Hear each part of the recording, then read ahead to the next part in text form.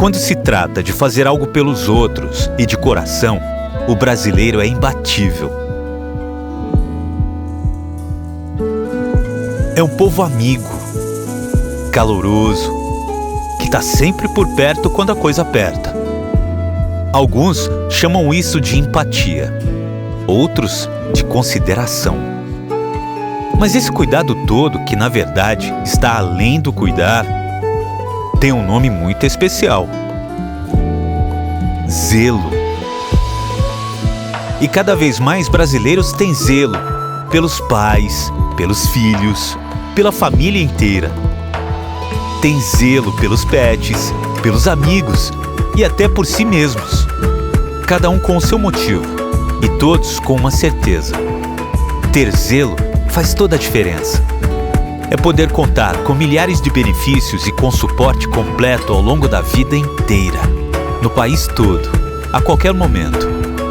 Porque não importa a hora nem o lugar, o Grupo Zelo vai estar presente para fazer o que o brasileiro sabe fazer como ninguém: cuidar, de um jeito muito especial. Grupo Zelo. Quem tem, vive bem.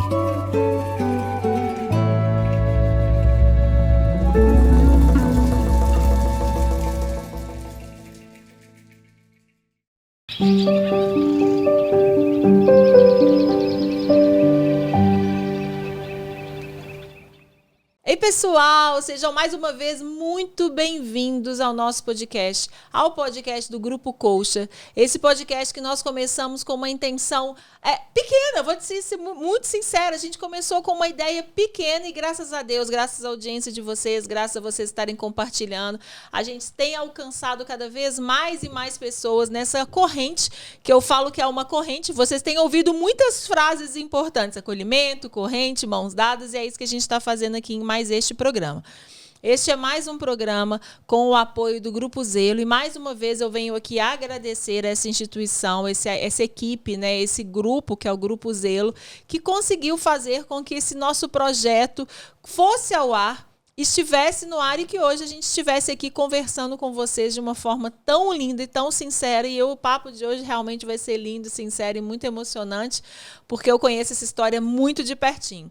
Eu vou ler para vocês a importância do Grupo Zelo estar com a gente. A gente sabe que para a gente manter um podcast no ar, a gente precisa de uma logística completa de atendimento, de produção, né? A gente sabe que estar nas plataformas para a gente conseguir atender o maior número de pessoas, a gente precisava desse apoio. E que bom contar com uma instituição que nos apoia e que principalmente que tem uma linguagem aquela que a gente gostaria de levar a vocês, né? A do bom acolhimento, a do respeito, independente do momento da fase do luto que a gente está vivendo. Então, pessoal, o Grupo Zelo, ele acredita que acolher o luto perinatal de forma empática, dar luz e voz a essas mães é papel de toda a sociedade. Por isso se juntou a nós na realização desse projeto tão significativo que é esse podcast que hoje nós estamos aqui. A empresa foi criada com o propósito de oferecer amparo completo ao luto e realizar as despedidas de forma diferente, com muito carinho, respeito e a trajetória de cada um. Ao apoiar o nosso podcast e abrir suas portas para outras iniciativas conosco, conseguimos ver na prática que estão seguindo o seu propósito, e é esse propósito. Mais uma vez, muito obrigada a toda a equipe do Grupo Zelo que está conosco nesse projeto lindo. Hoje vai ser mais um podcast. Cada vez que a gente lança um podcast, lembrando que o nosso podcast vai ao ar todas as quintas-feiras, às 8 horas da noite. Esse podcast, cada programa, a gente tenta trazer um convidado, ou nós mesmos, eu, a Mônica e a Dani aqui, conversarmos entre nós sobre o trabalho que é realizado no Grupo Colcha. Mas o que a gente tem buscado cada vez mais aqui com vocês é trazer informações. E uma das coisas muito importantes que nos vinculam às informações são as histórias. Eu acho que quando a gente escuta uma história vinda de uma pessoa que teve aquela experiência, talvez a gente se conecta mais àquela realidade, né? A gente cria vínculos mais afetivos porque a gente se coloca no lugar do outro. Hoje eu estou com um casal muito especial, que é a Thay e o Thiago, que esteve comigo, que eu estive com ele, que nós tivemos a oportunidade de cruzar as nossas histórias em algum momento, graças a uma pequenininha, graças à história da Elisa, que é a segunda filhinha do casal. E hoje a gente vai bater esse papo muito gostoso. Eu não vou me antecipar aqui, porque eu acho que vai ter um bate-papo tão leve, tão gostoso, mas a gente vai contar para vocês não só sobre a história da Elisa, que é uma história, assim, muito impactante, mas sobre a história do todo, porque a partir da história da Elisa aí veio um caminhar e vem se caminhando, né, em uma outra trajetória também de conscientização, em relação a síndromes, enfim. Bem-vindos, obrigada mais uma vez. Obrigada, Thiago, obrigada, Thay. A gente fica super feliz aqui de poder contar a história, né, e que a gente, obviamente, sempre está emocionado. E também mostrar um pouco dos caminhos, né, de como que a gente pode ajudar o outro que passa por isso ou que passou por isso, né? Exatamente. Oi, Thiago! Obrigado, Paula, pelo convite. É aquilo que eu te falei quando você me chamou. Você falou, Thiago, preciso de sua ajuda. Beleza, agora me fala o que é. Convite seu, primeiro a gente aceita, depois a gente descobre o que é. Eu acho isso é muito bacana, assim, nas famílias que a gente tem, graças a Deus, a oportunidade de não ser só uma família acolhida. O Thiago e a Thay hoje são nossos amigos especiais, assim, estão com a gente nos projetos do Grupo Coxa, porque é sobre isso, sabe? É sobre a gente entender também que, às vezes, as missões deixadas pelos pacotes que extrapolam um pouco somente aquele acolhimento, aquele dia, né? Então, são pessoas que sempre estão com a gente. E a Thay, inclusive, foi a mãe que, no evento do Grupo Zelo que nós fizemos em homenagem às mães nesse ano, né, que foi um evento muito bonito, realizado em dos lugares, né, dos campos de cemitério do Grupo Zelo. Ela fez um relato para outras mães, né, para os profissionais ali, né, porque eu falo que a gente acolher o luto, a gente acolher as famílias é acolher o todo. E a Thay foi a mãe que fez o relato e emocionou todo mundo, e a gente vai contar um pouquinho dessa história. Thiago, eu não sei onde que começa a nossa história dessa conexão, mas eu lembro de ter recebido uma mensagem sua, porque parece que você conheceu o trabalho do Grupo Coxa através de uma matéria, não foi isso? Foi, exatamente. Já no finalzinho da gestação da Elisa, a gente já estava passando por uma situação um pouco complicada. Já existia bem clara para a gente a possibilidade de tudo que poderia acontecer. E bem naquela época saiu num jornal daqui de Belo Horizonte uma matéria falando do Grupo Coxa, falando do trabalho de acolhimento. Foi uma semana antes. E aí eu fiz esse contato com vocês para entender como que era, porque a gente estava se preparando, não desejando, mas se preparando para todas as possibilidades que poderiam acontecer. Então foi realmente semanas antes. A nossa primeira troca de mensagem. São conexões, né? São conexões criadas. E aí, a partir daí, a gente se encontrou, mas aí a Elisa, ela tem uma história. E aí eu queria que a Thay contasse pra gente. É a segunda filha, eles têm um menininho fofo, da idade do Gael, de 8 anos, que hoje tem 8 anos. Ele tinha quantos anos? Miguel tinha 4 anos. 4 anos, né? Quando a Elisa nasceu, tinha acabado de fazer 4 anos. A Elisa, de que dia? Ela é 19 de abril. Ah, é pertinho dele. Pertinho. Praticamente 10 dias, 11 dias depois do aniversário dele. O nascimento dela tinha acabado de fazer 4 anos. Entendi. Lá em casa somos 3 em abril. É mesmo? O Miguel em 8, eu em 9 e a Elisa em 19. E aí ele estava na expectativa da chegada da irmã e estava tudo uma gravidez normal. A translucência dela veio normal? A translucência veio normal. É interessante, né? Porque quando eu engravidei foi uma gravidez surpresa, né? Não foi uma gravidez que a gente programou. E aí, enfim, eu falava com o meu médico, meu obstetra, eu falava assim, engraçado. Eu tô parecendo mãe de primeira viagem, porque eu tô insegura, eu tô desde o inicinho. Ele, Tayana, mas não tem nada, tá tudo bem. Sua primeira gestação foi tranquila? Tranquila, normal, tudo certo, sem nada. E eu falo, gente, mãe de primeira viagem, com todas as inseguranças e tudo. Ele, Tayana, tá tudo bem, calma, relaxa. E aí foi caminhando. Na translucência foi tudo ok, não deu, né, de primeiro trimestre não deu nada. Com 16 semanas eu tenho uma grande amiga que ela é ultrassonografista e ela falou, não, eu quero descobrir o sexo. Ok. Aí fomos, ela fez a ultrassom. Ela descobriu o sexo, enfim, mas a gente fez uma revelação surpresa, mas ela falou comigo assim, Thay, confirmou quantas semanas eu estava, porque ela está menorzinha. Uhum. Mas não preocupa, por enquanto a gente ainda não olha isso, pode ter um estirão e tudo, porque no mais está tudo certo. Mas a gente, obviamente, que não fica... Eu já estava insegura antes e veio aquilo, mas uma gestação normal, tudo normal. No morfológico, né, lá com 23 semanas, mais ou menos, Ela estava muito pequenininha ainda, né? Aí... E eu lembro que quando você foi fazer esse exame, você foi sozinha. Não foi uma Não, coisa esse assim? foi outro. Esse foi outro. Ela estava muito pequenininha. E aí eu fiquei muito assustada, mas todo o resto estava normal, né? Então, o ultrassonografista na época falou, olha, vamos acompanhar e tudo, mas realmente ela tá com o percentil muito baixo. Se não me engano, era 3, o percentil 3. Eu liguei para o meu obstetra e falei, olha, não tá legal.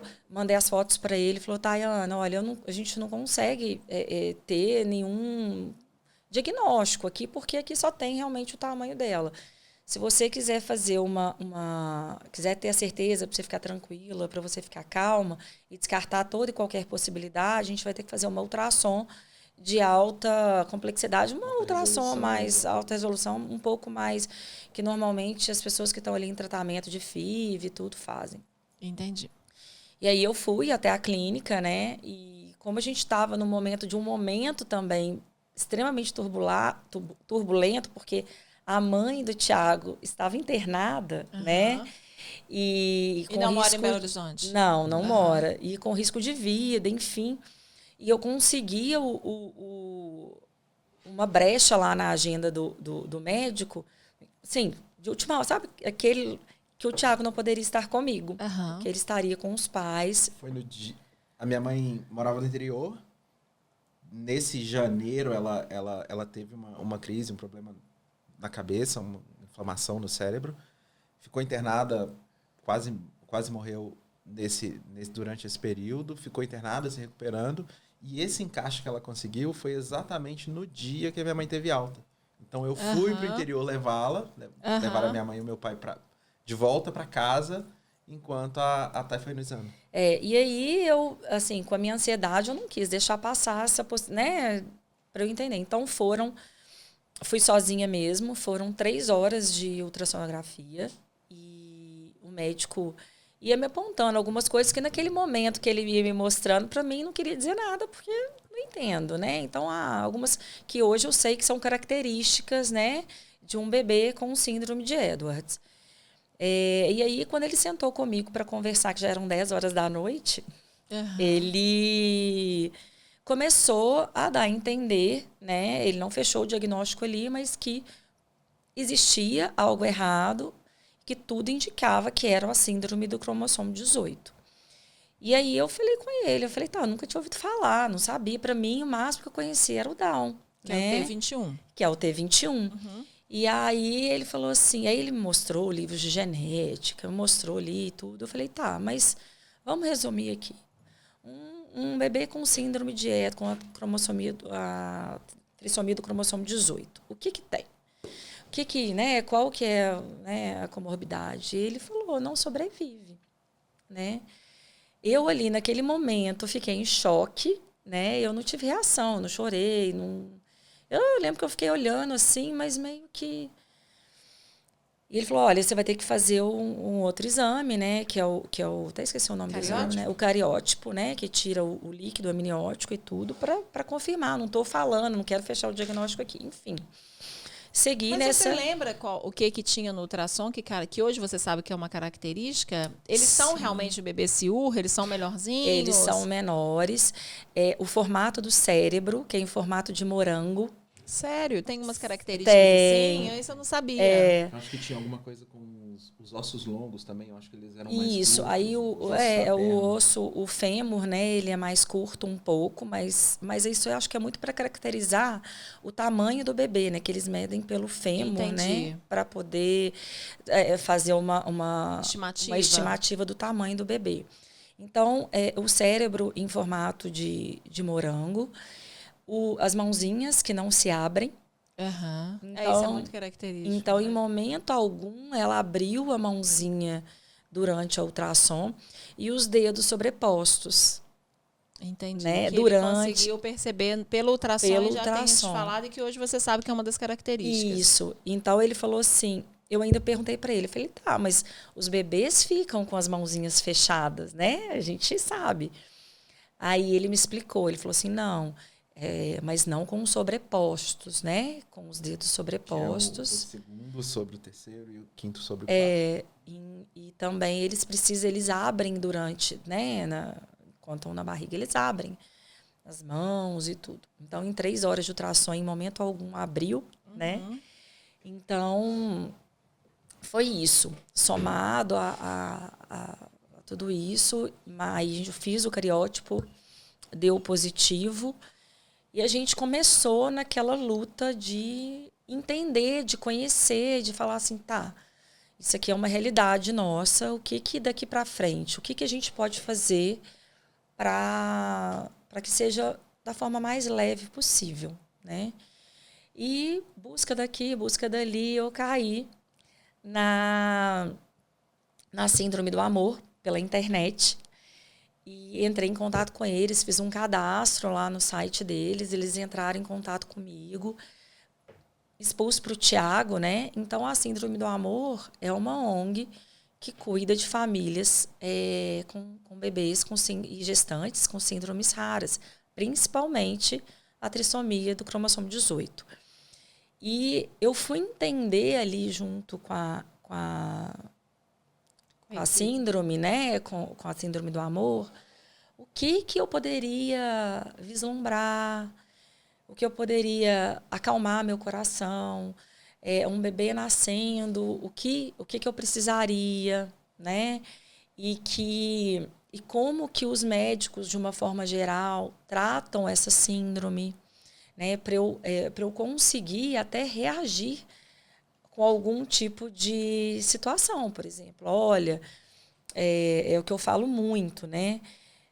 Os médicos, de uma forma geral, por falta de conhecimento dos bebês que sobreviveram, eles tiram toda a esperança dos pais, né? Sabe aquele selinho que a gente não gosta de falar? Então, não vai sobreviver. Incompatível à vida. Incompatível com a vida. Eles querem, eu falo, né? Colocar a gente de luto com um bebê vivo na barriga, né? E juntou meu conhecimento com a amorosidade de todo mundo ali da ONG que estava me informando. Mas existe uma causa, vocês sabem disso? Assim, por que existe essa complexidade em relação à síndrome de Edos? Assim? Por que ele foi caracterizado com essa incompatibilidade à vida dentro da medicina? Sei que nós aqui não somos profissionais da área, obviamente, né? Claro. Eu quero até perguntar para um profissional, mas onde que chegou nesse diagnóstico da incompatibilidade à vida essa trissomia do cromossomo 18? O que a gente está te falando aqui é a opinião de uma pessoa que não é da área médica, tá? Aham, Mas de um exatamente. pai que foi atrás de pais que foram atrás da informação para exatamente. poder entender. Quando a Thay recebeu o pré-diagnóstico lá no exame, a primeira coisa que a gente faz é ir pro Google e procurar. Aham. E aí sempre você achava incompatível com a vida, incompatível com a vida, incompatível com a vida. Aham. O que a gente entendeu? Que esse era o cenário que existia na bibliografia. Porque toda a conduta médica é baseada em evidências científicas. E essas eram as evidências que existiam até o momento. Isso era o caminho, era o direcionamento que era ensinado nas escolas de medicina. Então, o termo, a incompatibilidade da vida, a gente entendeu que ela foi atribuída em função do alto índice de mortalidade de diagnósticos de T18. Então, durante as gestações e pelas comorbidades que os bebês normalmente são cardiopatas, graves, né? Então, uma série de comorbidades já enquanto intrauterino, né? Ele não é possível sobreviver. Entendeu? Entendi. Então ele tem essas questões das cardiopatias, tem alguma coisa muscular, malformação, rim, entendi. Mas nem todos nascem com todas as... Não. Nem todos, né? Não, eu sei não muito sobre isso. Tem umas crianças que nascem com algumas manifestações de malformações, outras crianças nascem com outras manifestações, e o que determina, o que finaliza o diagnóstico é realmente o exame de cariótipo, mas o que indica, o que encaminha caminha para esse diagnóstico é o conjunto desses apontamentos, que talvez encontrados de maneira isolada não seriam um complicador tão grande. Entendi, perfeitamente, assim. Mais uma vez, pessoal, a gente não é da área da medicina, obviamente, a gente pode, inclusive, convidar profissionais que estejam aqui com a gente, e com certeza a gente vai trazer profissionais para falar especificamente sobre isso. A gente está falando da história que eles viveram, da experiência que eles passaram e das pesquisas que eles fizeram. E eu acho que é isso, sabe? Eu acho que muitas vezes as informações não são passadas e a gente, muitas vezes, aceita, né? Aceita, inclusive, tudo que é relacionado ao diagnóstico, você perdeu seu bebê, você vai fazer isso, mas não te falam os motivos, né? Não te falam as coisas. Mas essas são as informações que eles encontraram em relação a isso, e muito vindo do grupo, né? Isso. Que as mães começaram a te acolher. E aí você viu um outro lado dessa síndrome, né? Isso, eu vi o lado do amor, né? Eu vi crianças vivas, né? Eu vi crianças que tinham ali 4, 5, 10 anos, Com todas as limitações que ela tinha, porém vivas e felizes com as famílias. Uhum. Exatamente. Então, assim, e aí eu queria minha filha de qualquer jeito, né? Eu lutei muito por ela durante todo o processo, mas sempre com o pé no chão, entendendo as comorbidades que ela teria, né? Seria provavelmente uma criança que não fala, mas é uma criança que sorri, né? É uma criança que não vai andar, mas a gente tem outras pernas, né? Então, eu queria de qualquer forma e eu iria recebê-la, e eu falava muito assim, eu não sei quanto tempo a minha filha vai viver. Se ela vai nascer, se depois que nascer ela vai viver alguns minutos, dias, horas, meses ou ano comigo. Não me importa. Eu tô com ela aqui agora e cada minuto vai contar.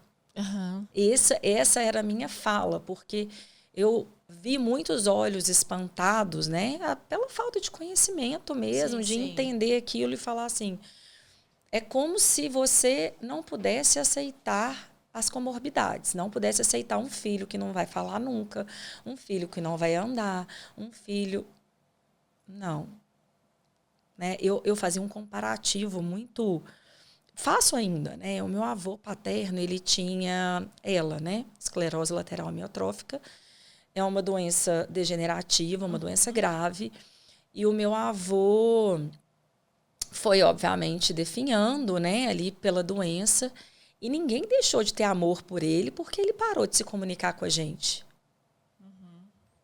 Por que eu não ia querer minha filha comigo? Claro. Né? Quanto tempo de vida é necessário para se criar essa relação de amor? Não tem uma regra. Então, assim, eu falei isso até com meu pai, né? Meus pais me acolheram da forma deles, mas eles me acolheram em todas as decisões. E eu falei, eu não posso, essa é a minha filha, eu quero de qualquer jeito, queria. Hoje eu falo, eu queria ela aqui ainda com mais conhecimento, talvez, do que eu tinha na época, eu continuo querendo ela, queria ela aqui comigo. E, então, assim, foi essa luta, e aí...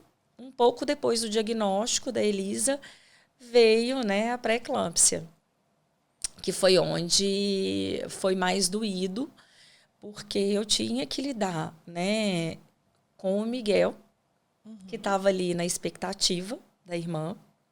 A gente optou por não contar para ele, durante a gestação, que ela era uma bebê especial, porque... ele ainda não tinha, né, como absorver isso, como entender, era a irmã dele. Também vocês não saberiam, né? Vocês ainda estavam em fase de entender o que poderia. Então, assim, explicar o que vocês também estavam aprendendo naquela época, né, ficaria ainda mais difícil, né? Exato. E aí, né, a minha pré-eclâmpsia, ela não foi uma pré-eclâmpsia grave, mas ela me deixou extremamente vulnerável ali, talvez por todo o contexto, né? Então, o Miguel sofreu muito, porque eu não podia pegar mais no colo, enfim. Tinha que ficar mais em repouso. Em repouso. E aí, o meu médico que me abraçou na época, ele falou assim, no meio disso tudo, eu falei, não, eu vou para um médico de alto risco.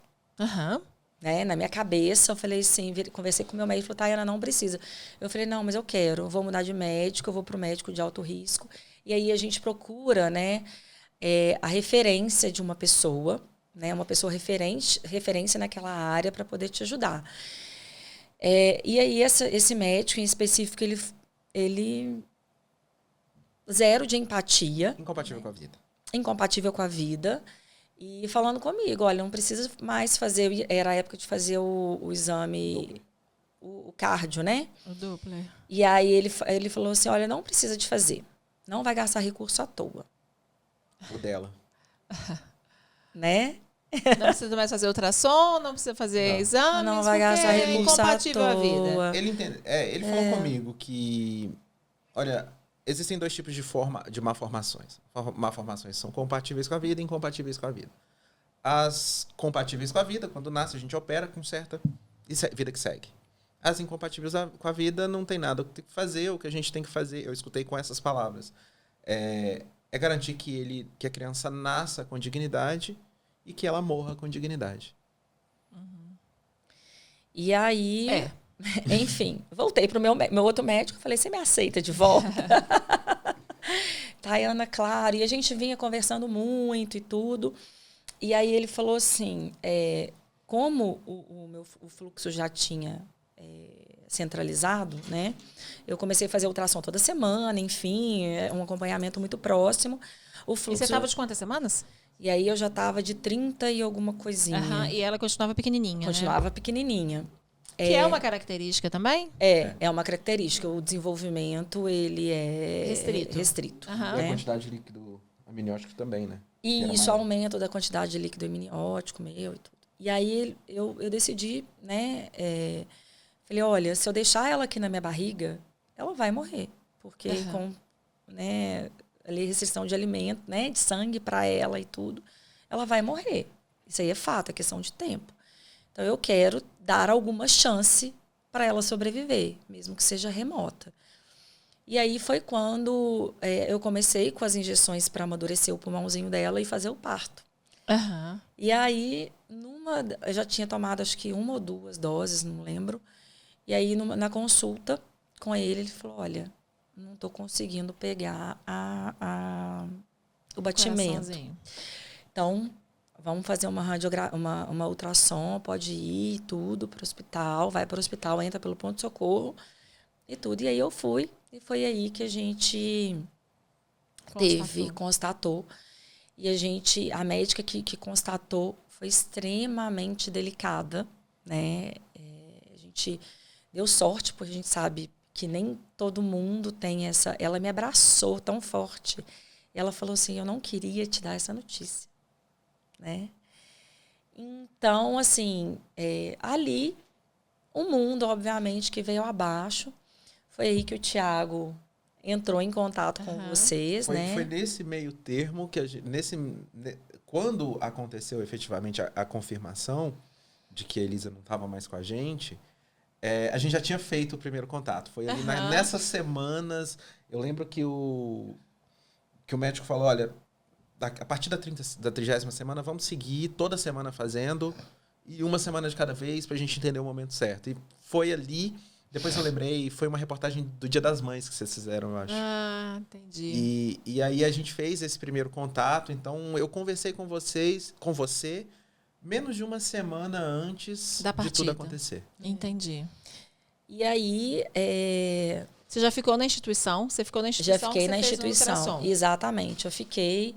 E aí começa, né? Como que vai ser feito, o que é. Eu tinha uma cesárea anterior do Miguel. Sim. E aí eu chamei o meu médico e ele falou assim, tá, e você tem certeza que quer que eu vá aí? Porque eu ia pagar, né, pela assistência dele. Você tá tranquila, né, em relação a isso? Você quer que eu vá? Eu falei, não, pode deixar que o médico aqui né? Você já estava sendo bem acolhida. Me acolheu e tudo. E ele comigo no telefone também, conversou com o médico. E aí aquela, né? Uma cesárea anterior, como é que faz? Né? E vai para uma cesárea. O mito do uma vez cesárea, sempre cesárea. E aí o médico, um anjo, né? Virou para mim e falou assim, vamos fazer um parto normal? Vamos induzir? Você tá louco, né? Assim, às vezes, naquele momento ali, a única coisa que a gente quer é acabar com o problema. Né? Se livrar no sentido assim, Resolver a É situação. como se passar rápido daquilo ali fosse resolver. Isso a Dani Bittar fala muito isso com a gente, né? Eu até falo que muito no programa também, né? Vamos acabar com isso tudo, mas isso tudo não tem fim, né? É exatamente isso, né? A gente tenta acelerar os processos, a gente fala muito isso aqui no programa, assim. A gente tenta acelerar os processos como se a pressa pudesse amenizar algum tipo de dor que a gente vai viver ali, sabe? Como se pular processos fosse pular etapas de sofrimento. Na verdade, não, né? Na verdade, a gente vai cavando mais buraquinhos, né? A gente vai deixando mais lacunas, né? Eu lembro perfeitamente quando o Thiago entrou em contato comigo, assim, e vocês estavam numa rede aqui, na Rede Mater Dei, né? Que foi um hospital muito bom aqui, que o Grupo Coxa aqui em Belo Horizonte tem uma parceria muito boa, que eles sempre nos contactam.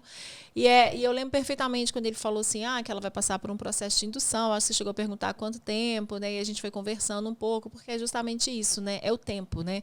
A gente não sabe o tempo que demora um processo de indução, a gente não sabe o tempo que o bebê pode nascer, mas o que a gente sabe é que não precisa acelerar o tempo, né? A gente não precisa pular essas etapas, porque tudo não vai ter fim, né? Assim. E o meu tinha ainda, eu acho que para mim, mais uma ansiedade, porque eu não conhecia o parto normal. Uhum. Né? Era ali e um médico, foi por isso que eu falo que ele é um anjo, ele conversou muito porque ele já tinha passado por uma perda. É muito empático isso, né, em relação às pessoas, né? Isso. E aí ele me explicou, falou um pouco da esposa dele, o porquê de induzir, da como que seria feito a recuperação, que num parto normal eu poderia participar do processo no enterro, de como que a gente ia ser depois do nascimento dela, que talvez numa cesárea não, que isso seria importante para mim.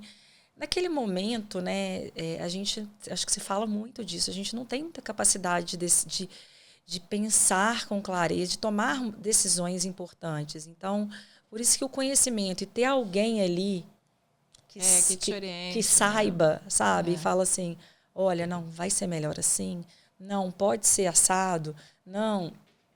Então, eu fui muito feliz nesse sentido, né, assim, num momento difícil, mas mais tranquilo por isso. Então, ele conseguiu me convencer de tentar um parto normal. Isso. É isso que a gente fala assim também, né, gente? É lógico que a tentativa de um parto normal para uma mãe que perde um filho, que eu também não sou médica, a gente pode conversar com isso com a doutora Mônica Nardi, não é uma tentativa a qualquer custo também, né? Mas a gente sabe os benefícios que tem para a mãe, né? A gente sabe que essa mulher vai ter uma vida, né, pós partida do filho dela, e a gente tem que preservar a vida dela e tem que cuidar de toda a parte médica, seja pela questão reprodutiva, por qualquer outra coisa, pensando justamente no futuro que aquela mulher vai continuar seguindo, sabe? Porque é aquela coisa que, infelizmente, a gente até ouve de umas mães, né? Infelizmente, eu vou continuar vivendo, né? E nessa vida que você vai continuar vivendo, você tem que estar ali sendo amparada de um todo. E essa é a questão do parto normal também, por isso que a indução do parto normal é o mais indicado realmente em relação à perda gestacional, né? E foi um processo difícil, que a gente sabe que é um processo dolorido, né? E é aquela coisa assim, você já está com tanta dor e você ainda vai viver mais aquela dor, né? Mas eu falo que é um processo necessário, né? Paula, isso é uma sutileza. É a diferença. É a mesma coisa quando o médico fala que a criança não vai sobreviver. É a questão de, mesmo naquele momento de vulnerabilidade, de se apresentar as possibilidades Sim. e auxiliar na decisão do que é melhor para aquela família. Sim. E respeitar a opinião dessa família, obviamente. Mas não deixar com que a família... Eu vejo isso muito como... O que eu espero de um profissional da saúde é que ele não deixe a família tomar a decisão sem conhecer todas as possibilidades. E não deixe a família tomar a decisão também muito baseada na emoção, Thiago, porque é isso que a Tayana falou, assim, no momento que você está no ápice da dor, né, no ápice do desespero, Sim. A gente fala que está ali no olho do furacão, a negatória de sobretudo é certa, assim, ele não vai querer que ninguém chegue perto, ela não vai querer carregar, ela não vai querer ver, ela não vai querer tirar foto, porque a família, ela não sabe da importância daquilo. Então, é justamente a importância de ter uma pessoa, um grupo de apoio, ou um médico, ou uma enfermeira que fale assim, olha, eu sei que agora você não quer, mas isso é importante para você. Então, assim, é dar as opções e é explicar sobre essas opções também, sabe? A gente conversou, tem um programa inteiro falando com a Natália Mundim sobre a questão da doação do leite, que é uma opção. Não é dado para a mãe essa opção, já é dado o remédio, enfaixar o seio... Já não é ofertar. Então, assim, é explicar das possibilidades e principalmente explicar, mostrar para ela, falar assim, olha, eu sei que é difícil ver, eu sei que é difícil, mas é importante. Os processos são importantes. Eu sei que vai doer um parto normal, mas isso é importante para você, sabe? Então, além de dar as possibilidades, a gente explicar com carinho e com paciência a importância daqueles processos, né? A importância de cada coisa. Ô, Paula, a gente teve a felicidade de, ao longo dessa jornada, encontrar pessoas certas em momentos. Tiveram algumas que a gente prefere deixar pra trás. Mas a gente teve a felicidade de encontrar pessoas certas nos momentos certos que ajudaram a gente nesse momento. Então, eu tô falando da médica que fez a ultrassom, que constatou que a Elisa não estava mais com a gente, que depois a gente encontrou com ela, né? Foi. Na gestação da Esther, a gente olhou e falou assim, eu lembro de você, de uma situação anterior, aí a Thay meio que emocionou na hora, ela falou assim, nossa... Foi uma experiência ruim. Aí E ela ficou assustada. Eu falei, não, dentro de uma situação ruim, foi uma experiência boa. Né? Assim, por ela, né? Me marca que ela falou assim, nossa, mas tinha que ser comigo que aconteceu isso, e a gente falou com ela, que bom que foi com você. Exatamente. E a gente fala muito sobre isso, né? Sobre essa empatia do profissional, quanto muda a nossa vida, né? E quanto muda a vida das pessoas, né? Uma fala empática. Que pena que é com eles, mas que bom que foi com eles, exatamente com ela, então, né? Teve esse médico que acompanhou a gente, eu não sei se a gente pode falar nome aqui. Claro. Foi o doutor Cassiano, que ajudou a gente, que acompanhou a gente nesse processo de indução. O Cassiano é o marido da Dani. É o doutor Cassiano. A esposa dele teve uma perda. Teve, por isso que eu tô te falando. Eu fiz as fotos deles também. Eu nem sabia que era o Cassiano. Ele. Ele é sensacional. Ela tem uma história sensacional. Ele é uma pessoa sensacional. E aí se tem essa questão da simpatia. A esposa dele passou por uma perda. Por isso que ele veio me conduzindo, explicou a história dele. E os dois são médicos. Ela teve uma perda, acho que com 36 semanas do bebezinho deles. Ele me falou. Eu lembro perfeitamente. Um abraço, Cassiano. E obrigado. Obrigado. E até mesmo por parte do hospital, que tivemos uma conduta extremamente acolhedora. A gente foi para uma... Não fomos para a ala da maternidade, fomos para uma ala, acho que era um bloco... Era pós-cirúrgico. Então, assim, mantiveram a gente no quarto enquanto precisou. A Elisa nasceu no quarto, você lembra, né? Ela nasceu no quarto. É um processo dolorido, é um processo de indução. Quantas horas durou o processo? Foram 2 dias, né? Por causa da minha cesárea anterior, Teve que ser uma indução mais devagarzinho, Uma indução mais devagarzinho. Acompanhar. Sua pressão ficou boa? Ficou boa, né? Não tive alteração de pressão, né? Tudo indica, né, que a minha pré-eclâmpsia era em função da síndrome. Entendi. Porque é muito comum isso, bebês sindrômicos terem, a mãe ter pré-eclâmpsia. É mesmo? Outra coisa que eu não sabia. Então, a pré-eclâmpsia veio em relação, talvez, à síndrome? Provavelmente, né? Até porque na gestação do Miguel eu não tinha tido nada, na gestação da Esther, que veio depois também, nada. Então, tudo indica, né? Porque em função dessa probabilidade, né, de existir a pré-eclâmpsia, maior probabilidade de pré-eclâmpsia em bebês sindrômicos, e depois, como eu não tive nada, acredita-se que... Né? Então foram 2 dias de indução. 2 dias de indução. No quarto. E aí você entrou em trabalho de parto e não deu tempo nem de descer pro bloco. Não. A pacotinha chegou. Paula subindo correndo.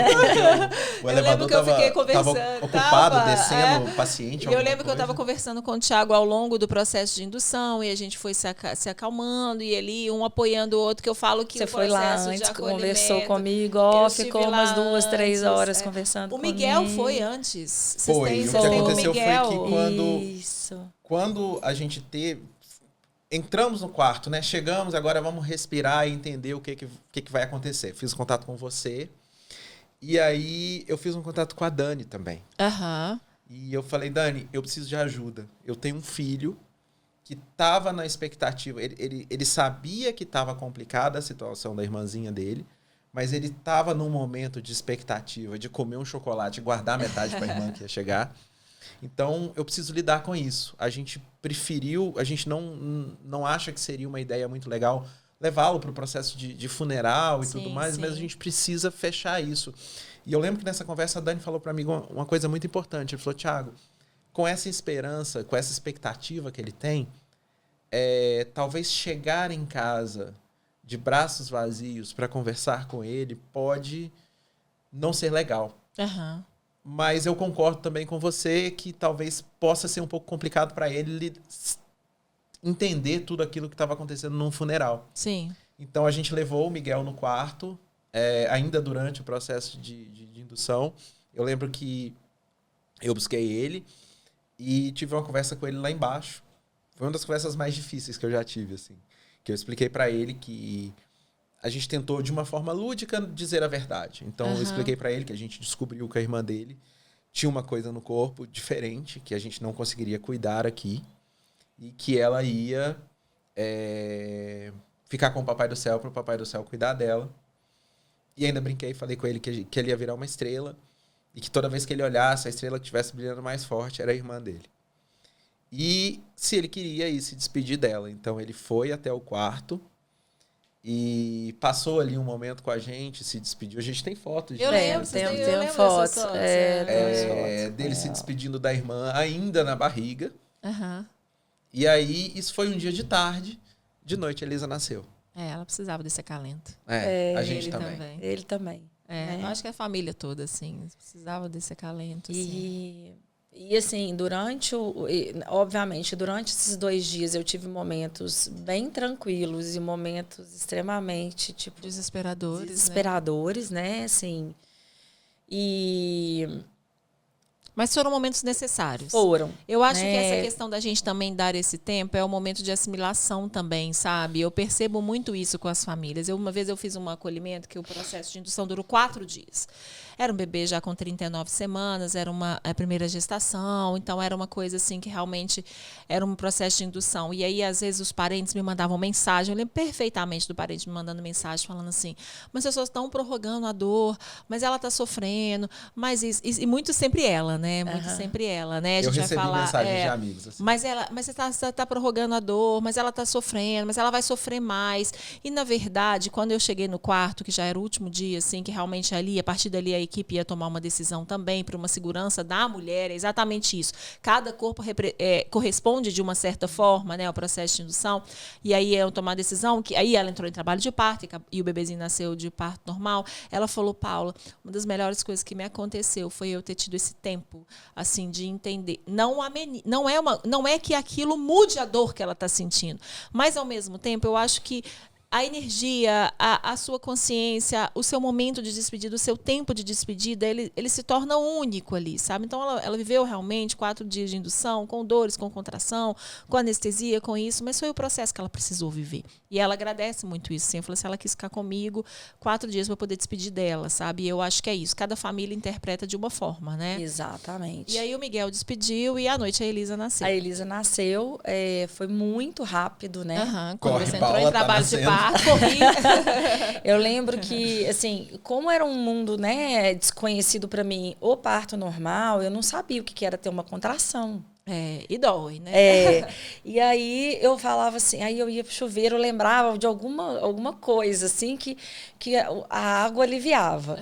E aí eu ia pro chuveiro, eu lembro direitinho, quando eu fui pro chuveiro, eu falei, ela tá nascendo. E aí, que isso aí é um outro papo, né, eu corri para deitar. Né, que a gente tem a cultura de que, né? E aí eu corri, deitei e falei, Thiago, ela tá nascendo. E aí foi aí que, né, veio o tumulto, vem aqui, a médica. E aí ela foi assim, nasceu de uma vez só. E foi tão curioso, assim, porque hoje eu tinha me coberto, eu não sei se a Paula lembra disso, o Thiago lembra. Eu não tive coragem de tirar a coberta. Eu lembro disso. Quando eu cheguei, ela ainda estava com clamp ainda do corpo. Ela ainda estava conectada. Ela ainda estava na maca com você. Quando você chegou, não tinha feito nada. Ela tinha acabado de nascer. E aí a médica falou, olha, agora que ela já nasceu, não tem um sangramento, não tem nada, nós vamos descer e vamos fazer os procedimentos lá embaixo. Aí você desceu junto com a gente. Exatamente, foi a hora que a gente desceu. Isso, e foi aí que o papel da Paula ainda, né, veio mais forte, né, que foi de orientar, né, de falar, olha, agora eles podem querer né, acho que você escutou, que eles queriam me sedar e você tem a opção de não querer, porque para aquele momento eu estava relativamente bem, né? E se me sedassem, eu perderia o tempo que eu teria com a minha filha. São os passos que a gente fala, né? Muitas vezes a equipe médica, principalmente uma equipe de uma instituição como essa, ela não está fazendo por mal, mas ela acha que sim, para ela não sofrer mais, vamos deixá-la dormir. Mas a gente fala, né, que é dormir num sonho e acordar num pesadelo, né? A gente precisa viver os processos. Né? E esse processo da despedida é um processo tão importante e foi tão bonito. Foi tão bonito. E aí eu volto de novo nas pessoas que são colocadas na nossa vida no momento certo, na hora certa. Teve a ultrassonografista, teve a obstetra, teve a Sol. Você lembra da Sol? A Sol. Era uma enfermeira? Tinha uma enfermeira. Lembro dela Excelente. perfeitamente quando vocês contaram. Teve um acolhimento extremo com a gente e a gente passou por 2 plantões dela, né? Que foram 48 horas. E quando a gente entrou, ela era a responsável pelo quarto. E quando a Elisa nasceu, ela era responsável. E eu lembro que depois... na hora que a Elisa nasceu, ela até se emocionou um pouco. A médica pediu que ela saísse um pouco, com medo do que poderia acontecer e tudo. E depois ela voltou no quarto e contou pra gente que ela tinha tido uma perda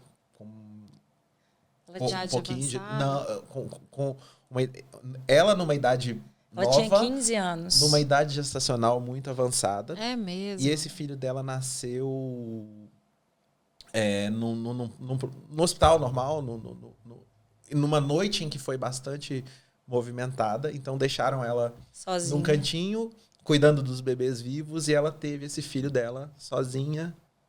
E já uma perda também. Então... acabou nos conectando muito. E depois eu perdi o contato com ela. Procurei ela de novo. Ela já não estava mais no hospital, que eu queria dar um abraço de obrigado nela. Mas a gente deixou um bilhete. A gente deixou um bilhete para ela. Fiz questão de fazer aquela avaliação de quando a gente sai. Deixa aqui sua opinião. Eu fiz um texto para ela, agradecendo, direcionando, pedindo que fosse entregue, fosse direcionado para ela, pela importância que ela teve naquele processo. E também tem, junto com essas pessoas que são colocadas ali quase que com uma pinça, você e a Dani. Então, tem o pessoal da Síndrome do Amor também, que foram tantos que eu vou... Não dá para falar. Não dá para falar porque a gente vai esquecer de alguém, então... Mas a Marília tá representando todo mundo, falar, né? Mas eu falo, Thiago, assim, são conexões, né? E assim, e por mais que seja um momento de muita dor, assim...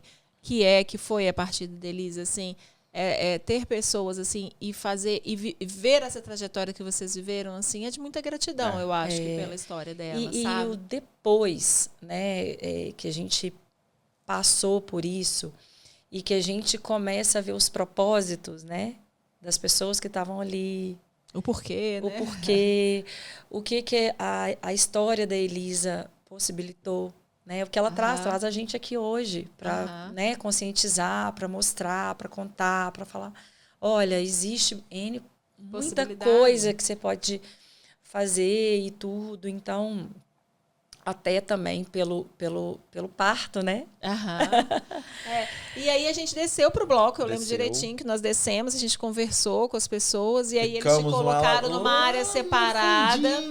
A gente foi colocada, a gente foi relocado para uma área e foi a hora que você realmente pegou a Elisa e colocou. Eu enviei para a produção, a gente tem umas fotos, eu vou pedir para o Matheus colocar, e são umas fotos dessa conexão de amor. Essa é a Elisa, essa pacotinha. Aí, nesse momento, é que a gente faz os prints do pezinho, que a gente fez o print do pezinho.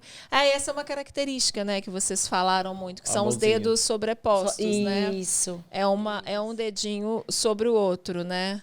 Um dedinho sobre o outro. Ela era bem titiquinha mesmo. Ela foram 990 gramas. Eu estava com 33 semanas, né? Ela era bem pequenininha mesmo. Uma mãozinha bem característica, toda gostosinha. E a gente ficou ali um bom tempo, né? Nós ficamos mais de 4 horas com nós ficamos muito tempo ali. A Thay teve a oportunidade de trocá-la, né? Vocês colocaram fraldinha, o Thiago carregou. A enfermeira que estava lá colocou uma touquinha nela, né? E ela comentou assim, ela falou assim, se a gente coloca nos bebês que nascem vivos, por que eu não vou colocar nela? Exatamente. Ela fez uma touquinha. Ela veio e pediu pra gente pra fazer a touquinha e colocar. Porque... E é isso, assim, foram, igual você falou, assim, você ficou 4 horas com ela, né? E talvez sejam as 4 horas que representem a vida dela, que ela viveu com vocês, né? Isso que a gente fala muito também. A Elisa, ela não viveu esse tempo que ela... 4 horas, assim. Ela viveu as 30 e tantas semanas que ela está com você e ela vai continuar vivendo, sabe? Dentro da família de vocês e tudo e tal. As fotos dela fazem parte do tá mural de fotos da nossa casa. Tá no corredor lá. E as fotos que a Paula tirou, né? Pode deixar as fotos. E tudo... É o que possibilitou, eu falo assim, da minha família conhecer, do Miguel conhecer, o Miguel materializar. Exato. A gente fala muito sobre isso, né? né? Materializar. Falar assim, olha aqui, essa é minha irmã. Olha como que ela era pequenininha. Isso. Olha como ela era branquinha, rosinha, que tinha a mão pequenininha. Olha o pezinho. O cabelinho. Então, assim, que a Paula... Acho que ela foi lá com uma pinça também e tirou. Ela tinha pouquinho cabelo. Eu acho que eu peguei da lateral do cabelo dela, mais assim. aqui. E aí a gente fez um pingente, não foi? Com a mechinha do cabelo dela. Ela tinha bem pouquinho cabelo mesmo. Ela era bem titiquinha.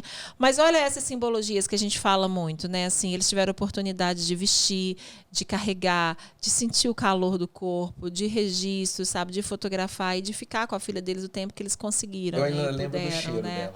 Eu também lembro. Era quente, né? O calor, a sensação, o afeto, o acolhimento. É amor, gente. Não, isso é amor, isso é filho, vai ser para sempre, sabe? Essas conexões ninguém vai tirar, sabe? E assim. por exemplo, através dessas fotos, que a Esther, que veio depois, vai conhecer a irmã. Sim. Ela já vê as fotos, já sabe. Ela aponta no meu braço e fala que sou eu, aqui é o Miguel, aqui é a Elisa. Mas isso, acho que para ela ainda é um pouco vago, ela tem 2 anos, mas daqui um tempo, da mesma forma que serviu lá para o Miguel às 4, que foi mais concreto, vai ser a forma que ela vai poder propagar a história da irmã e talvez contar para os sobrinhos a história da tia. Sim, exatamente, né? A estrelinha mais brilhante.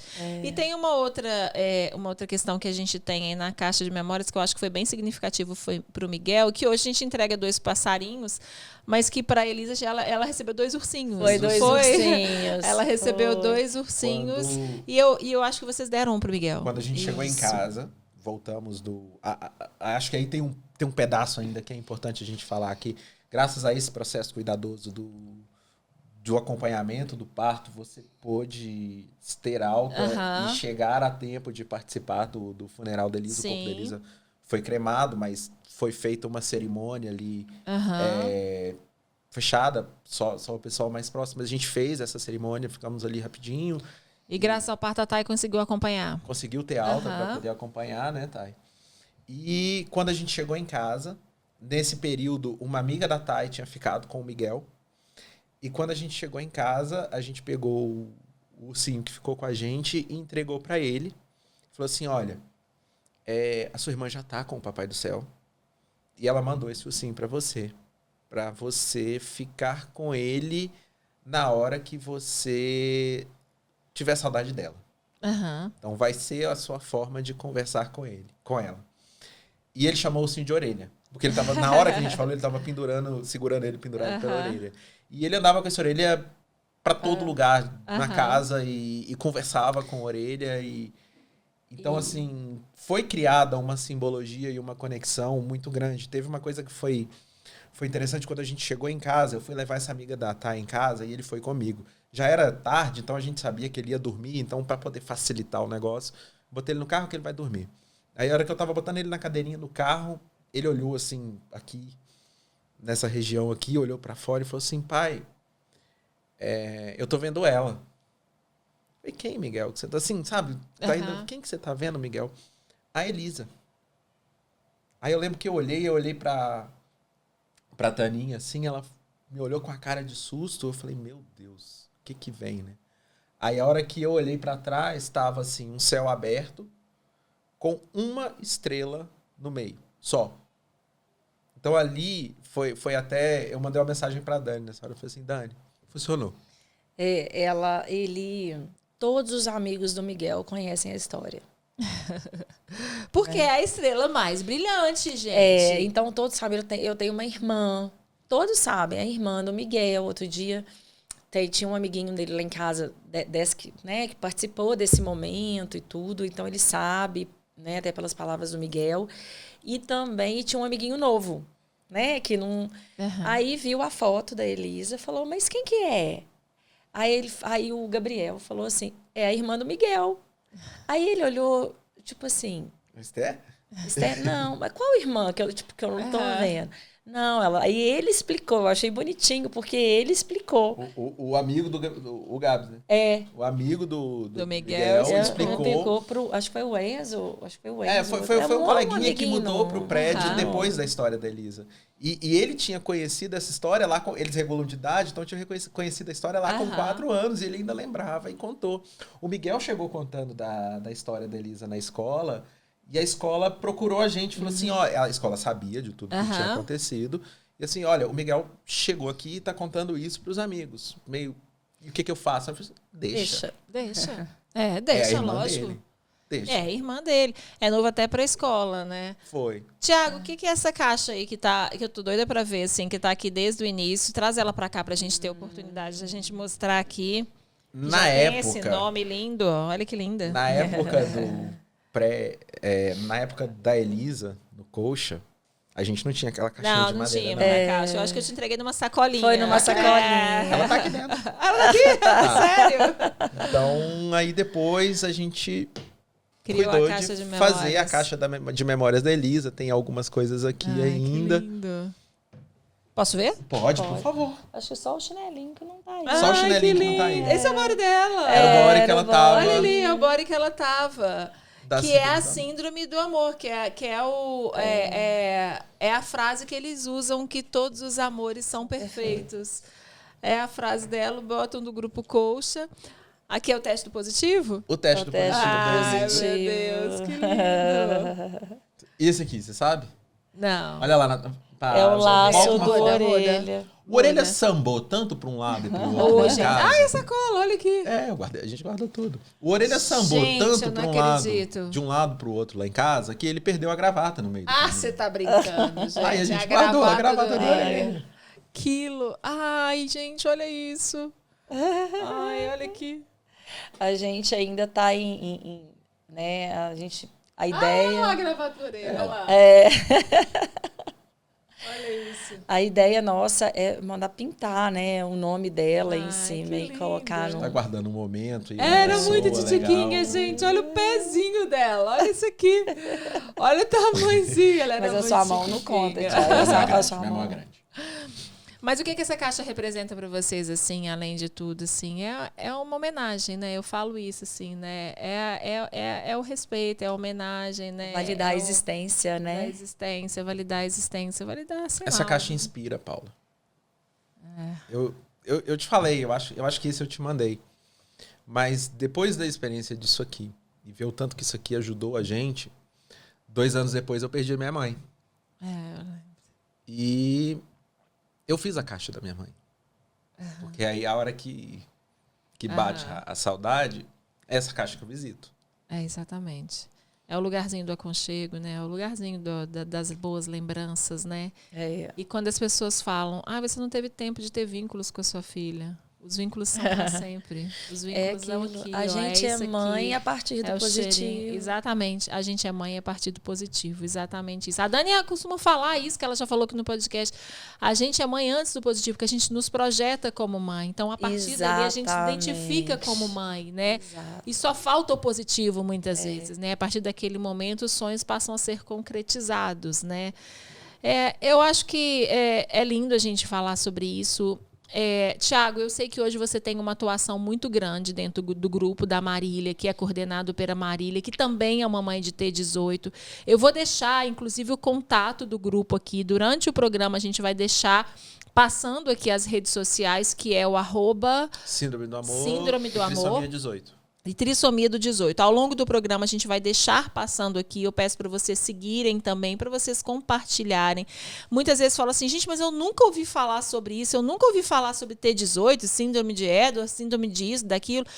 Mas elas existem, né? E eu acho que quanto mais informação a gente tiver, é o que a gente sempre fala aqui, melhor. O que o grupo hoje em dia, qual que é a atuação do grupo? O que ele faz? Ele acolhe essas famílias que têm o grupo acolhe as famílias, então não existe um apoio financeiro. Eu acho que o maior presente que esse grupo pode dar é a informação. Sim. Então, existe uma série de vertentes de atuações com relação a isso, mas acho que dentre as principais estão os grupos que a gente chama carinhosamente de garças, que é o grupo de apoio... Marília, desculpa, eu esqueci.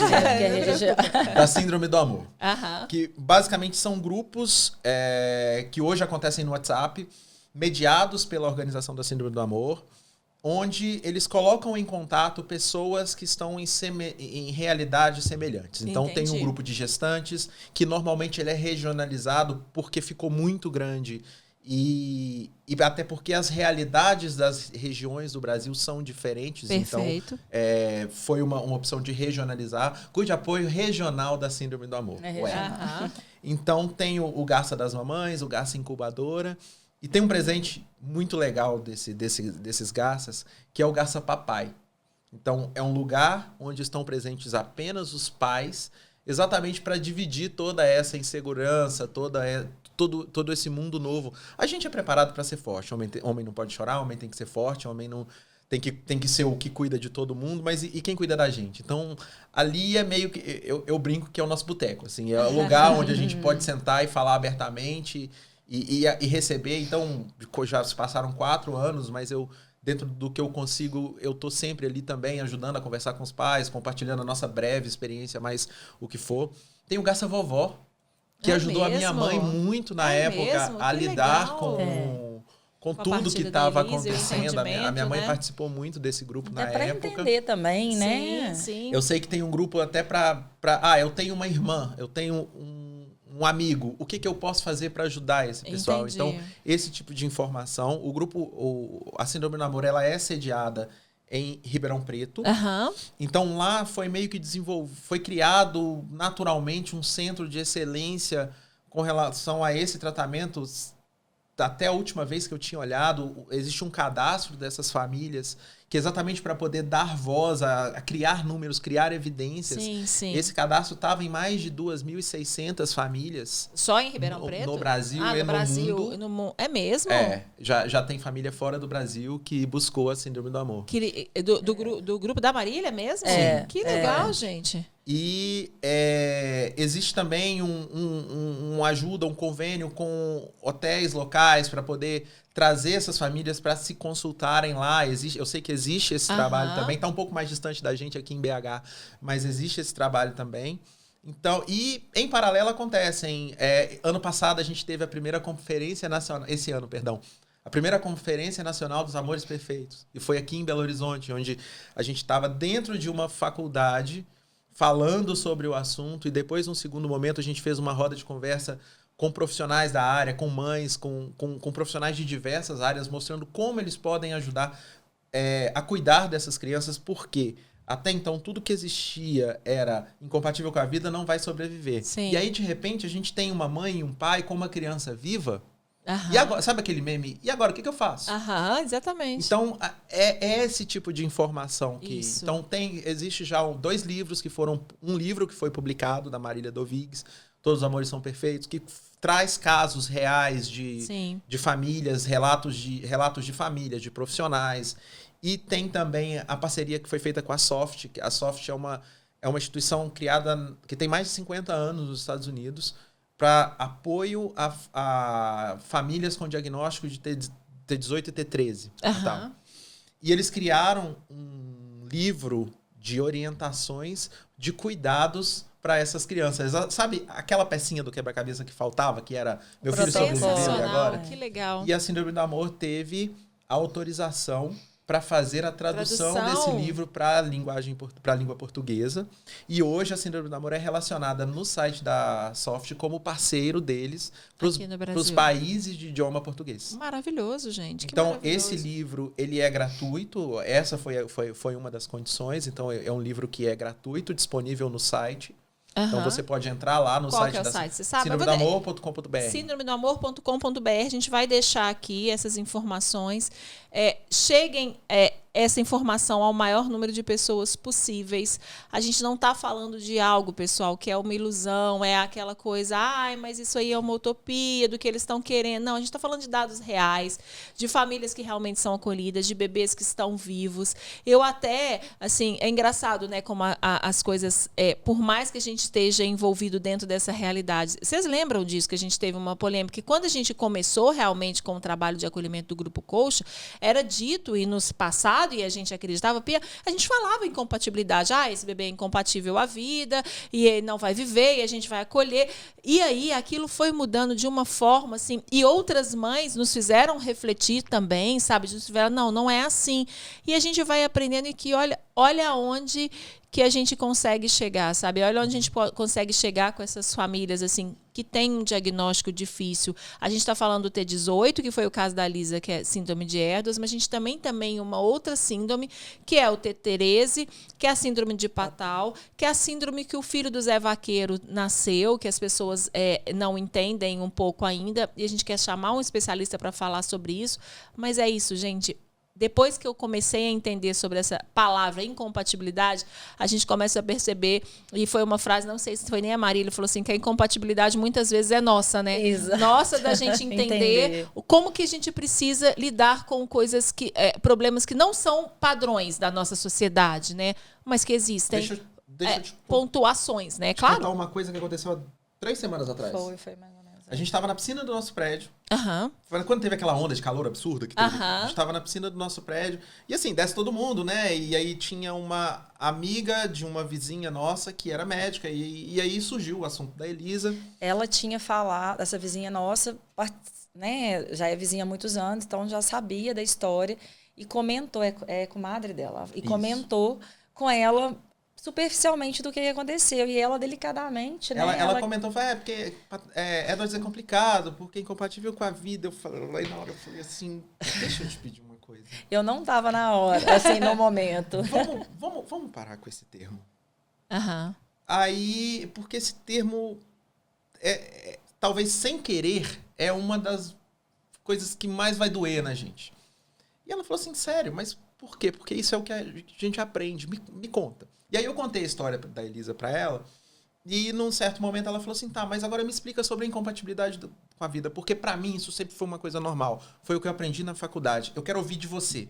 Uhum. Então, assim, é aquele trabalho de formiguinha que a gente Exatamente. vai fazendo. E a gente mostrou para ela que a questão do incompatibilidade com a vida vai levar o profissional da saúde a, por exemplo, dizer, igual a gente ouviu, de que não precisa fazer o exame do coração dela, porque é um gasto desnecessário de recursos. Porque ela vai morrer. Porque ela vai morrer. Então, a incompatibilidade com a vida é um rótulo que pesa muito para essas crianças, porque ela acaba limitando a criança a ter acesso a recursos, a tratamentos que poderiam dar alguma qualidade de vida para ela, mesmo que essa vida fosse reduzida, mas é a vida do filho de alguém. A Thay falou uma frase muito bonita aqui, é um luto em vida, né? Um luto em vida. Você... E eu falei isso para ela. Ela falou assim, nossa, mas você tá me martelando. Eu falei...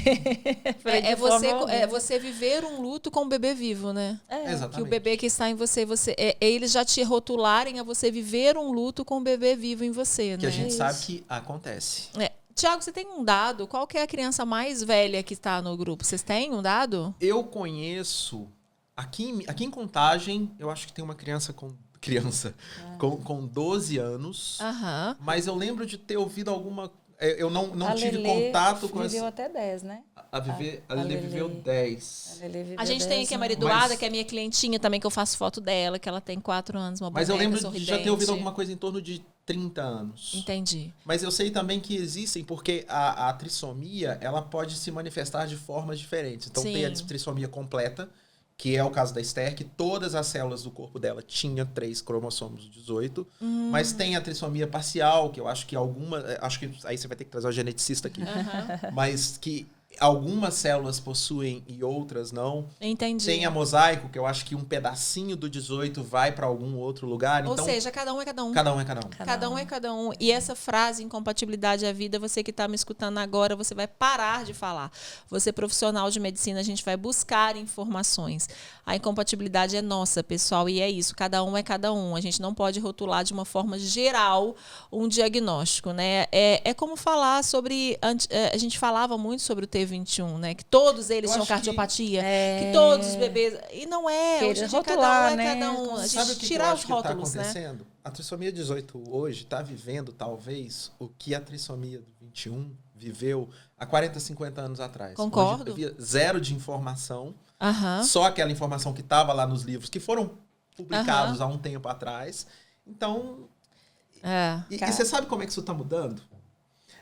Uma vez um tempo atrás, a gente estava conversando no grupo da T18, a gente tem o grupo onde a gente fala de todos os assuntos relacionados. E nessa conversa, a gente foi pesquisar no ChatGPT. E a pergunta que foi feita foi se a síndrome de Edwards era incompatível com a vida. Há 5 anos atrás, talvez, se essa pergunta fosse feita, se ele existisse lá atrás, a resposta seria sim. Hoje, ele já falou que não. A inteligência artificial falou que não. E que existem complicadores, que a qualidade de vida é limitada, que existe uma taxa de mortalidade alta, mas que também existem casos de crianças vivas. Então, hoje, se você for na internet pesquisar sobre a síndrome de Edwards, e se você fizer isso em língua portuguesa, modéstia à parte, muito disso vai ser por causa do trabalho, principalmente, não apenas da trabalho da síndrome síndrome do amor, mas ela tem uma boa participação nisso. Se você for no Google hoje, você já não vai achar mais tanta coisa com tanta coisa, com desfechos tão só ruins, né? Você vai achar um portal da síndrome do amor no YouTube com uma série de palestras, de eventos que foram realizados durante a pandemia, virtuais, com profissional, com cardiologista, falando com dentista, falando com fisioterapeuta, falando com TO, falando com fonoaudiólogo, falando como se cuidar dessas crianças. Então, se tem um profissional da saúde falando como ele cuida das crianças, é porque tem criança viva. Porque, lógico. Quando um bebê nasce com Down, com T21, por exemplo, existe um protocolo para cuidar. O T18 não. Então, é como se fosse assim, ele nasceu com cardiopatia e tal, aí faz a cirurgia. Ele nasceu assim, aí vai lá e faz o negócio. Não existe assim, olha, nasceu, a gente vai ter que fazer isso. E é um pouco do que a instituição, eu esqueci o nome. Não, a Soft fez junto à síndrome do amor, que é trazer um pouco do que tem os protocolos lá fora, que já são feitos lá fora para a gente fazer aqui. O que já é um grande avanço. Sim, o que já é um grande avanço. A gente anda a passo de tartaruga. Aqui também a gente está falando de um projeto que a gente tem 6 anos, que a gente anda a passo de tartaruga, mas que transforma muitas vidas. Nesse dia lá em casa, na piscina, nessa conversa, ela falou, Thiago, mas eu falei síndrome, até um pouco... Eu acho que tentando se desculpar, não sei. E eu falei, não, a gente tá aqui para conversar. E ela falou assim, eu escutei o síndrome do amor. Eu falei o incompatível com a vida, porque eu nunca vi essa criança viva. Eu falei, peraí, corri lá em casa. A gente tinha um material promocional que a gente faz, com folder, exatamente para poder falar. E os livros, eu falei assim, olha aqui, essa criança mora em tal lugar, essa criança mora em tal lugar. Eu falei, Thiago, mais velha assim? Eu falei, E ela falou, é a primeira vez, nem na minha época de faculdade, nos cursos de especialização, eu tinha visto a imagem concreta de uma criança viva. E temos. Muitas. E temos. É isso. Olha, Thiago, eu vou te dar uma notícia boa ou ruim, assim. É boa porque esse programa tá acabando e é ruim é que você vai ter que voltar aqui. Porque você vai ter que voltar aqui para falar de um outro lado, tá? E que eu acho que a gente precisa falar também, que é o luto do homem. Nossa, sabe? Que é sobre essa questão da paternidade. A gente fala, a Dani que já falou com vocês, que a gente tem, infelizmente, um número muito grande de divórcios, de separações pós-perda, pós-trauma. E muito dessas separações são porque essa questão do homem homem, ela é ignorada em algumas vezes. O luto do homem, ele precisa ser reconhecido, precisa ser falado, precisa ser acolhido. E que bom que a síndrome tem isso em relação aos homens, como você está falando, mas eu vou trazer o Thiago aqui em outra oportunidade para ele dar essa oportunidade também a você, homem, que está aí do lado também, escutar esse lado, assim, que a gente também quer te acolher. A gente também está aqui para isso. Contar um pouquinho da experiência do grupo de pais. Exatamente, da experiência do grupo de pais e do porquê desses dados altos, né? Do porquê do homem se sentir tão sozinho, né? E você que já está escutando isso e que não, a gente ainda não está falando, já antecipadamente a gente fala, você não precisa dar conta de tudo, né? Você não precisa dar conta de tudo, você não precisa ser responsável pelo não sofrimento, ou aquilo não aconteceu porque você não estava. Então, assim, a gente vai falar sobre o luto do pai, que é um tema muito importante da gente falar, mas eu queria muito agradecer vocês dois, eu queria muito agradecer, assim, realmente a parceria que vocês têm conosco, do apoio que vocês nos dão, assim, eu acho que eu fiz o mínimo por vocês, assim, no dia, eu queria ter feito até mais, e queria muito agradecer a Elisa pela vida dela, por essa vivência que ela teve e sempre terá conosco, assim. Eu tive a honra de fazer as fotos da Esther, que é a pacotinha deles, que veio pós-Elisa, assim, num parto lindo, num parto emocionante, e que a família de vocês cresça, assim, lindamente nessa união que vocês criaram, nesse respeito, principalmente. Assim, a gente, como eu disse lá atrás, a gente encontra o propósito, né? Eu acho que é o que levanta a gente também, né? Quando a gente olha e fala assim, poxa, como mudou, como eu sou uma pessoa melhor, como eu valorizo pequenas coisas, né? Pequenas vitórias e que antes talvez passassem despercebidas. E a Elisa, ela revolucionou totalmente a minha vida enquanto pessoa, né? Talvez a minha família também, o quanto não só levando a história, mas a visão do parto, até pelo parto normal, ela me mostrou que existe um caminho, né, maravilhoso, que é através do parto natural, normal, enfim. A Esther nasceu de parto isso, normal também.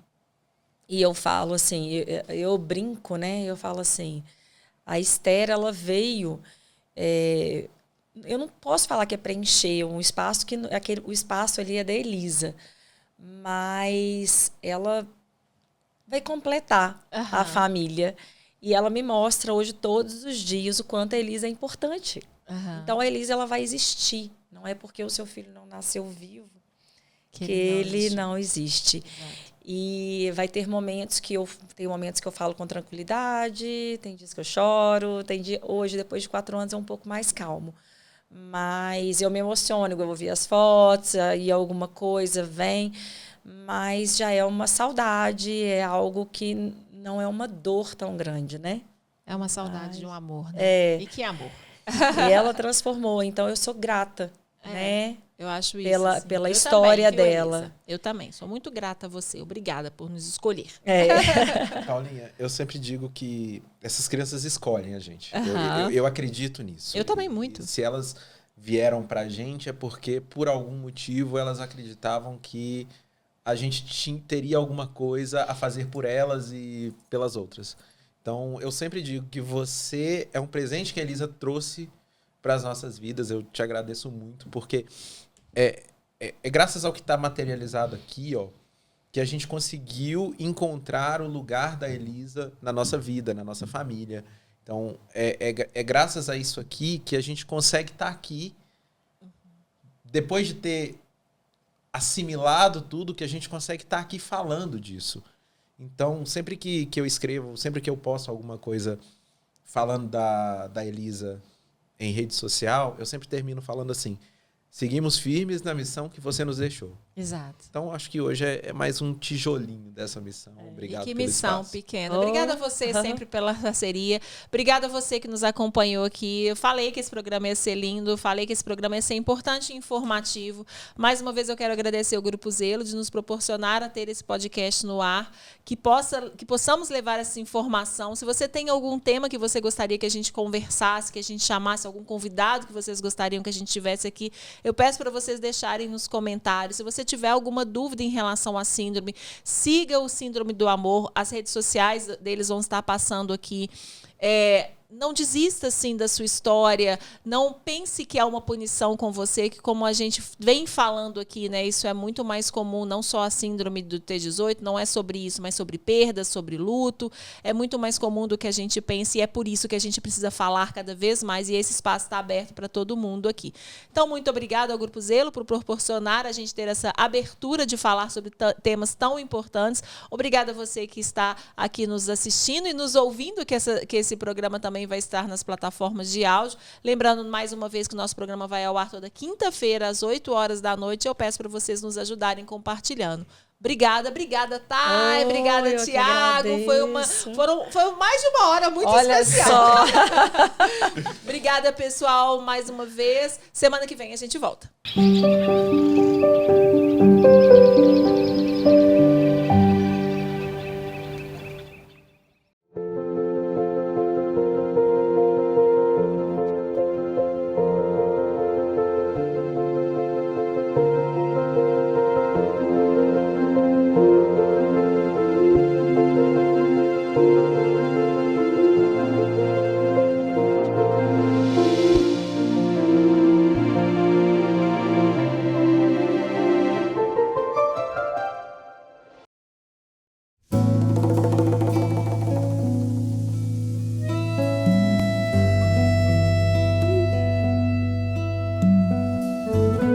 Quando se trata de fazer algo pelos outros e de coração, o brasileiro é imbatível. É um povo amigo, caloroso, que está sempre por perto quando a coisa aperta. Alguns chamam isso de empatia, outros de consideração. Mas esse cuidado todo, que na verdade está além do cuidar, tem um nome muito especial: zelo. E cada vez mais brasileiros têm zelo pelos pais, pelos filhos, pela família inteira. Tem zelo pelos pets, pelos amigos e até por si mesmos. Cada um com o seu motivo e todos com uma certeza: ter zelo faz toda a diferença. É poder contar com milhares de benefícios e com suporte completo ao longo da vida inteira, no país todo, a qualquer momento. Porque não importa a hora nem o lugar, o Grupo Zelo vai estar presente para fazer o que o brasileiro sabe fazer como ninguém: cuidar, de um jeito muito especial. Grupo Zelo. Quem tem, vive bem.